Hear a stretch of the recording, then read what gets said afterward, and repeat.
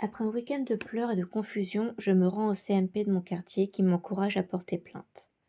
Contrairement à ce que le commissariat m'a indiqué, il n'y a pas un délai de 30 ans après les faits, mais 30 ans après la majorité de la victime. Après quelques heures de réflexion, porter plainte m'est devenu une question de survie. Ma confusion vient de mon manque de positionnement. Avant la venue de mon père, il y a 2 semaines, mon positionnement était clair. J'informe ma sœur, ces faits la concernent aussi, et je tourne la page. Mais depuis la venue de mon père, depuis son minable essai d'intimidation, je vais mal. Je me noie dans le brouillon de ma vie passée et actuelle.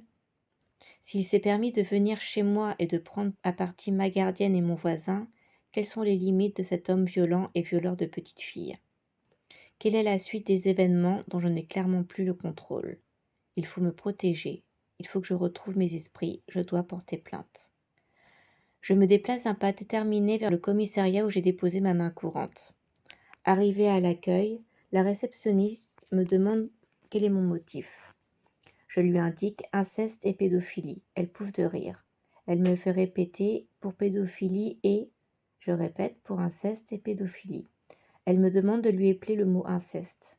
J'épelle donc le mot inceste en insistant sur chaque lettre, soit I-N-C-E-S-T-E, inceste. D'un air inconséquent, elle me demande de quand datent les faits. Je lui indique que j'ai 44 ans et que la dernière fois que je massais ma mère nue dans son lit, j'avais 25 ans.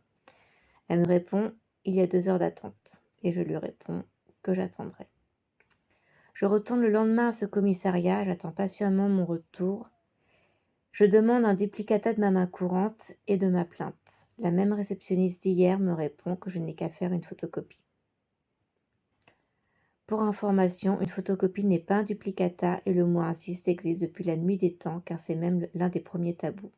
Merci de prendre note de son orthographe et de son existence.